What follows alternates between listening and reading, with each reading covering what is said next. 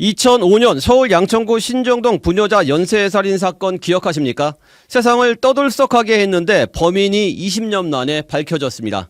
범인은 당시 범행이 이뤄진 빌딩 건물의 관리인이었던 것으로 드러났는데요. 범행 당시 60대 초반이던 피의자는 이미 사망해 경찰은 공소권 없음으로 수사를 종결할 예정입니다. 자세한 소식 현장에 나가 있는 김수정 기자 연결해 들어보겠습니다. 김 기자. 네, 서울경찰청 광역수사단에 나와 있습니다. 네, 먼저 경찰 수사 결과부터 전해주시죠. 네, 서울경찰청 광역수사단 형사기동대는 오늘 2005년 양천구 신정동에서 연달아 발생한 부녀자 살인사건의 피의자로 장모 씨를 특정했다고 밝혔습니다. 장 씨는 범행 당시 병원이 입점해 있던 건물 관리인으로 일했는데 2005년 6월과 11월 두 번의 사건 모두 동일한 장소에서 동일한 수법으로 범행을 저질렀습니다. 장 씨는 공휴일에 병원을 찾은 피해자들을 1층 문이 닫았으니 지하로 들어가라며 유인해 지하 창고로 데려가 성폭행한 뒤 살해하고 시신을 인근에 유기한 것으로 조사됐습니다.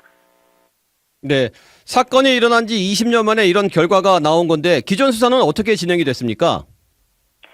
네, 서울 양천경찰서는 사건 발생 직후 38명 규모의 전담 수사팀까지 꾸려 대대적인 수사에 착수했지만 결정적 단서를 찾지 못했습니다.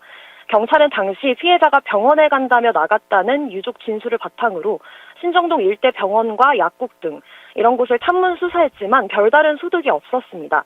또 20년 전에는 이 유전자 분석 기법이 지금처럼 발달하지 않았기 때문에 피해자의 시체나 시체를 묶은 끈 등 증거물에서 DNA가 검출되지 않은 점도 수사의 어려움으로 작용했습니다.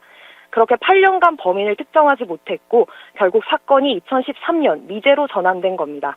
네, 미제 사건을 서울경찰청에서 재수사하기 시작했는데 어떻게 범인을 특정할 수 있었는지 과정도 설명해 주시죠. 네, 2016년 서울경찰청 미제 사건 전담팀이 재수사에 나섰는데요.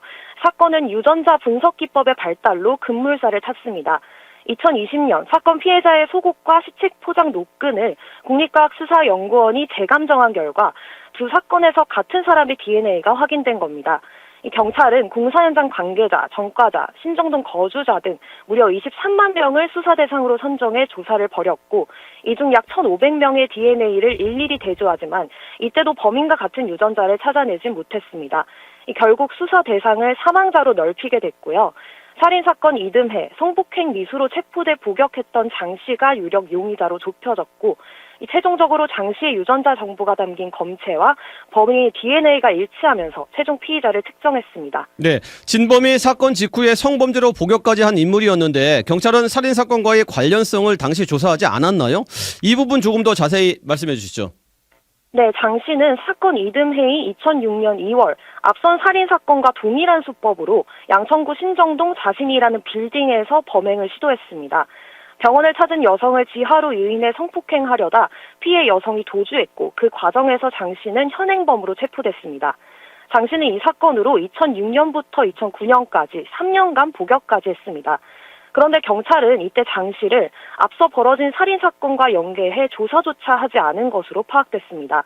살인사건이 벌어진 병원 건물 등을 탐문했지만 바로 그 장소에서 벌어진 성범죄 피의자인 장 씨에게는 살인사건에 대해 묻지 않은 겁니다.